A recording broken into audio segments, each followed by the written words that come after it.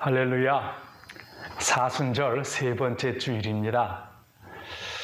죄송하게도 제가 대면 예배를 그토록 늘 바라고 온 성도들과 함께 하기를 원했는데 저의 부족함 때문에 제가 성도들과 더불어서 대면 예배 자리에 있지 못하는 것이 무척 아쉬움을 금할 길이 없습니다. 속히 이 연약함을 잘 또 지내서 다음부터는 성도님들을 성전에서 배우기를 소망합니다. 오늘 나누고자 하는 말씀은 예수 닮기 원합니다 시리즈의 두 번째 말씀입니다. 중보 기도하시는 예수님 이야기입니다. 요한복음 17장은 예수님께서 세상을 떠나시기 전에 우리에게 주신 마지막 기도입니다.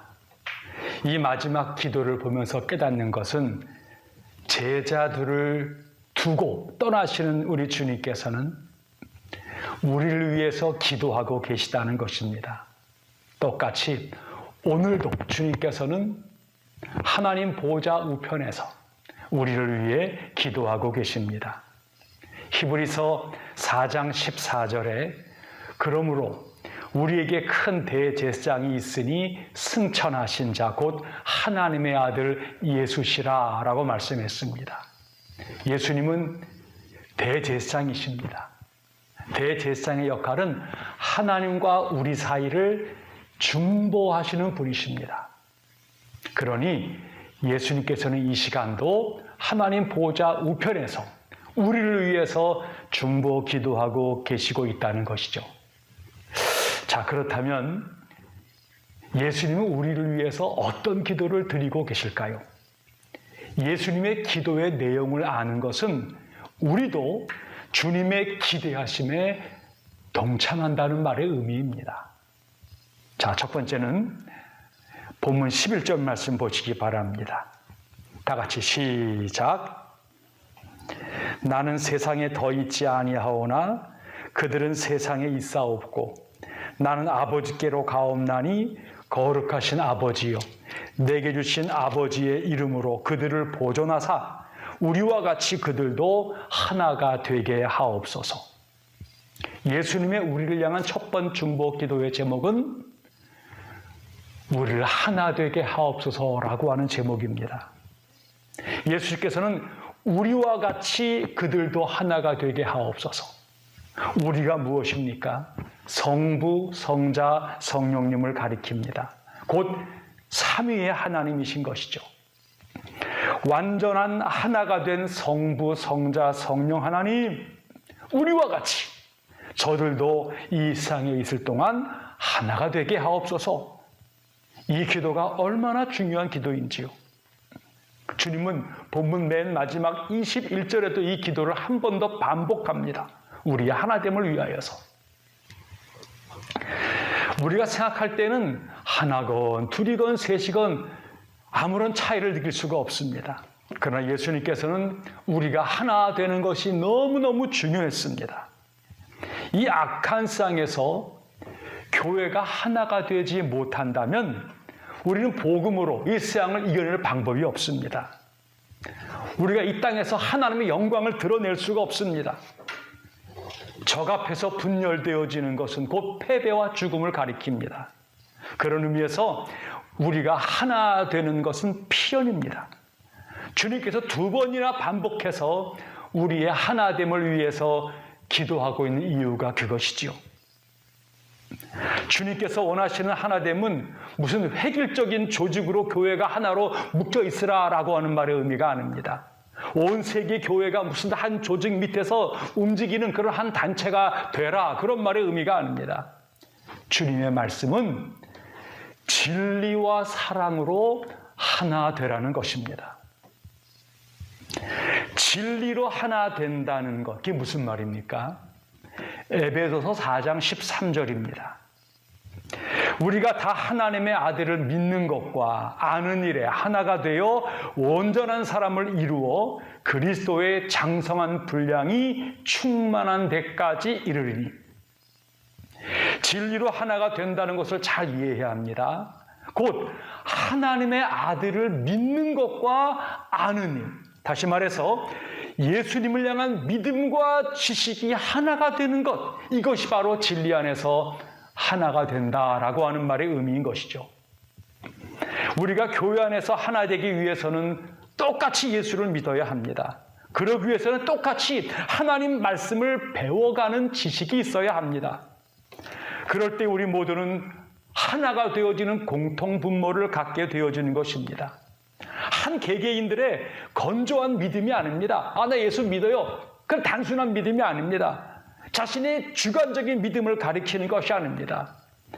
각자 고백과 확신과 자기 주관성이 있더라도 하나님 말씀 안에서 그것을 공통분모 삼아서 한 예수를 바르게 믿어가는 것입니다. 이게 진리 안에서 하나 되어지는 것입니다. 이것은 말씀 훈련을 통하여서 우리가 그리스도의 장성한 분량으로 자라나는 과정에서 이루어지는 것입니다. 뿐만 아니라 교회는 사랑으로 하나가 되어져야 합니다. 사랑은 우리 모두를 묶는 끈입니다. 에베소 4장 16절을 보십시오.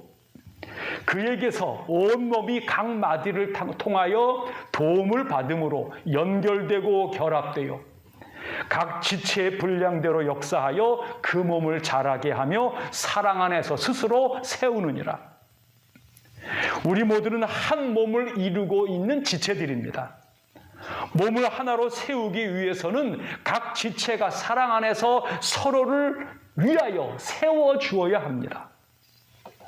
사랑의 띠로 서로가 하나 되어야 한다는 말의 의미인 것입니다. 그럴 때 주님의 몸된 교회는 하나가 되어지는 것입니다. 예수님은 오늘도 우리가 하나 되도록 기도하고 계신다 하십니다. 진리로 하나 되고 사랑으로 하나 되도록 기도해 주고 계신다는 거예요. 사랑이 없는 진리는 난폭합니다. 반면 진리가 없는 사랑은 위선이 될 수밖에 없습니다. 지식만 있으면 교만하기 쉽고 사랑만 있으면 어리석어집니다. 그러므로 지식과 사랑이 더불어 있어야 합니다. 우리는 지식으로 하나가 되는 동시에 사랑으로 하나 되어져야 합니다. 신약 성경 처음부터 마지막까지 읽어보십시오. 특별히 신약 성경이 지상에 세워진 교회들에 대해서 하신 말씀을 읽어보십시오. 고립된 한 개체의 교회를 발견할 수 있습니까? 절대 그런 교회가 없습니다. 고립된 한 개체 교회는 존재하지를 않습니다. 진리와 사랑으로 하나 되어지지를 못하면 개인의 신앙이 절대 그 자체로 존재하지를 못한다는 것입니다. 교회 안에서 혼자 노는 사람 치고 건전한 믿음 생활하는 사람 보았습니까? 교회 안에서 나 홀로 신앙생활하는 사람 치고 예수님의 마음에 들 만큼 그 인격이 성숙하고 그 삶이 거룩한 사람을 보았습니까?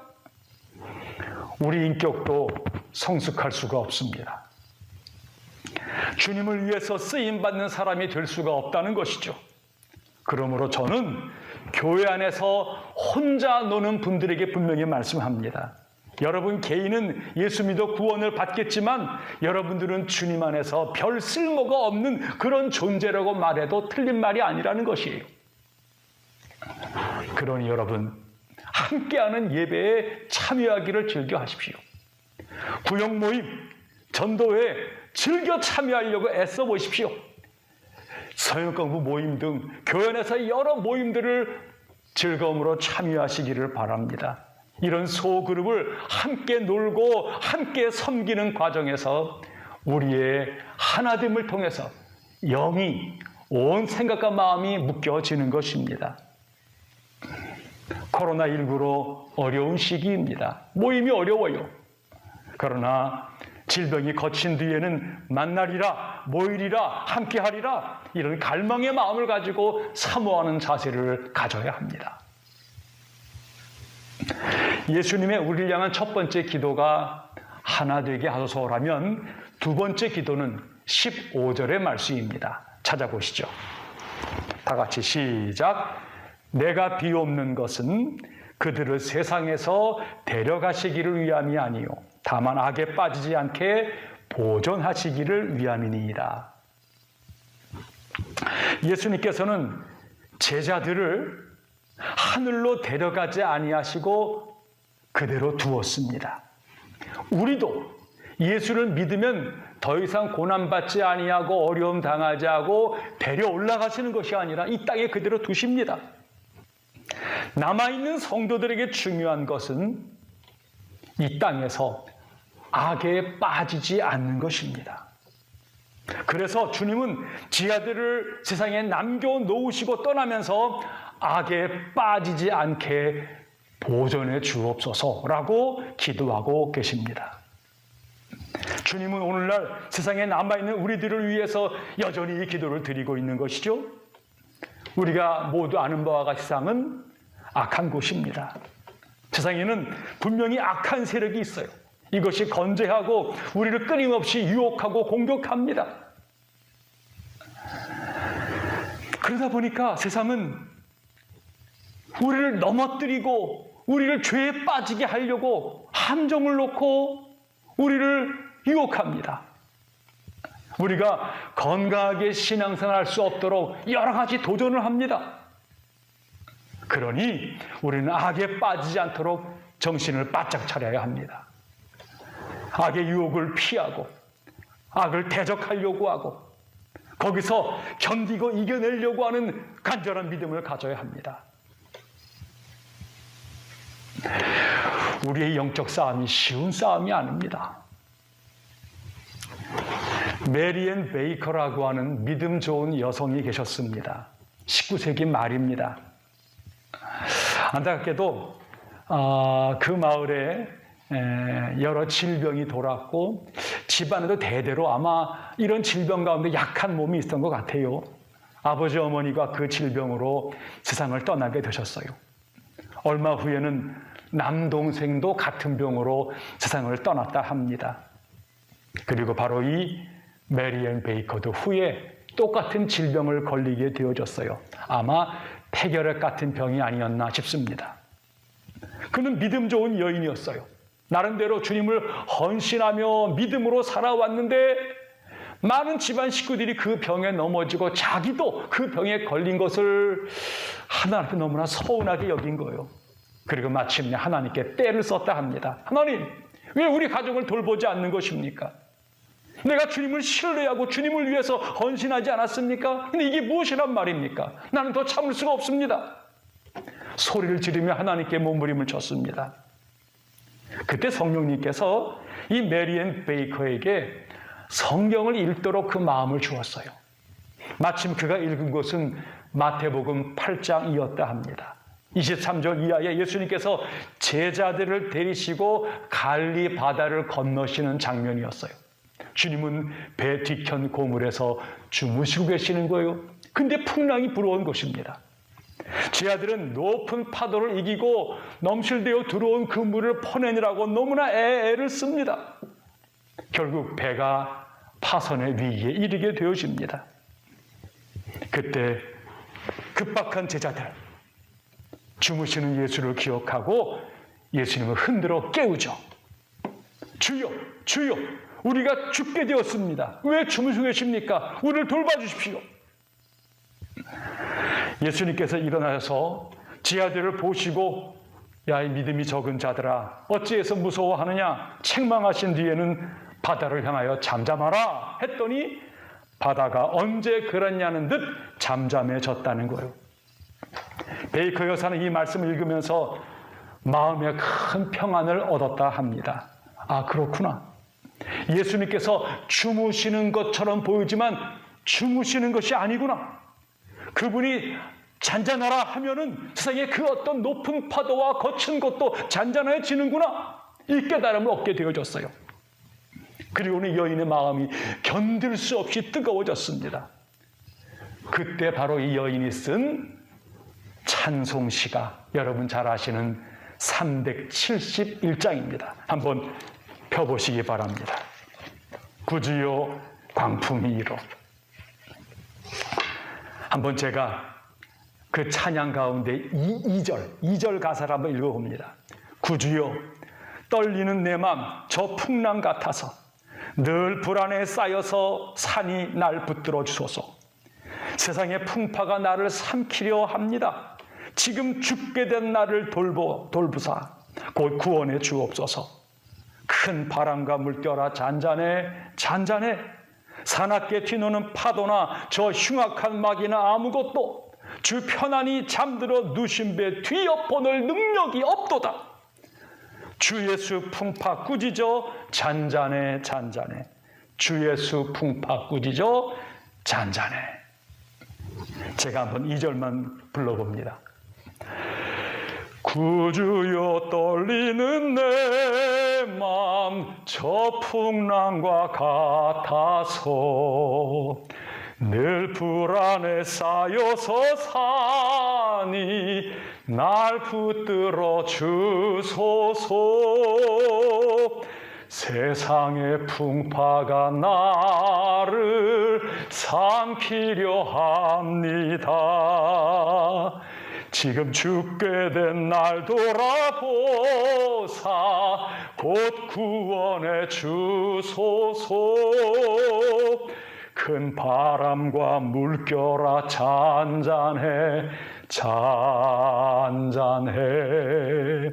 사납게 뛰노는 파도나 저 흉악한 막이나 아무것도 주 편안히 잠들어 누신 배 뒤엎어놓을 능력이 없도다. 주 예수 풍파를 꾸짖어 잔잔해 잔잔해. 주 예수 풍파를 꾸짖어 잔잔하라.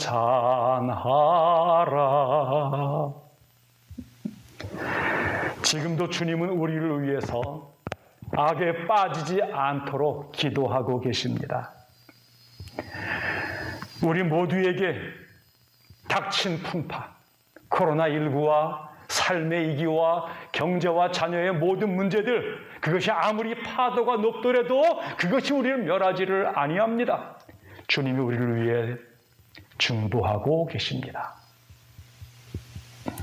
세 번째로 주님께서 우리를 위해 중보하는 기도의 제목은 17절 말씀입니다. 자, 다 같이 읽습니다. 시작. 그들을 진리로 거룩하게 하옵소서. 아버지의 말씀은 진리니이다. 마지막으로 예수님은 우리가 거룩해지기를 위해서 기도하신다 하십니다. 진리인 하나님의 말씀으로 우리가 거룩하게 지켜지기를 하나님께 구하고 있습니다. 여러분, 우리는 거룩한 존재들입니다. 아마 여러분들 중에는 이거 목사님 무슨 소리입니까? 나는 어제도 죄를 짓고 오늘 주일날 예배당에 나오면서도 나는 죄로 만신창이입니다. 나는 부족해요. 아닙니다. 여러분들은 중요한 한 가지 하나를 잊고 있는 것입니다. 우리가 거룩한 것이 아닙니다. 우리 안에 거하시는 하나님이 거룩하신 것입니다. 그 하나님께서 우리를 붙들고 계신 것입니다. 우리가 하나님의 자녀이기 때문에 우리가 거룩하다는 것입니다. 우리는 세상으로부터 구분된 자들입니다. 세상에 속한 자들이 아닙니다. 우리 안에는 성령님이 계십니다. 그래서 우리는 거룩한 자들입니다. 그러기에 우리는 주님께 주신 이 거룩을 지켜내야 합니다. 우리가 사는 이 세상 악합니다. 자칫하면 우리의 거룩을 잃기 십상입니다. 그러므로 거룩을 지켜내기에 힘써야 합니다. 거룩을 지켜내려면 우리의 인간적인 성정으로 거룩을 지켜낼 수가 없습니다. 하나님의 말씀으로 우리가 무장되어져야 합니다. 주의 말씀을 가슴에 담고 그 말씀을 지켜내려고 몸부림쳐야 우리가 영적으로 거룩해져 가는 것입니다. 시편 119편 92절은 말합니다. 주의 법이 나의 즐거움이 되지 아니하였더라면 내가 내 고난 중에 멸망하였으리이다. 그렇습니다. 환난의 바람이 불고 고난의 풍랑이 일 때에 나 자신을 말씀으로 세우려고 하지 않으면 우리는 거룩한 존재로 살아남을 방법이 없다는 것입니다. 그래 주님이 말씀하시는 거예요. 진리로 허리띠를 띠라는 거예요. 의의 흉배를 비치라는 거예요. 구원의 투구를 쓰라는 것입니다. 성령의 검을 손에 쥐어 거룩한 싸움을 싸우라고 말씀하고 계십니다. 여러분, 다니엘을 잘 아시죠? 그는 3명의 친구와 함께 10대에 바벨론의 포로로 끌려간 자들입니다.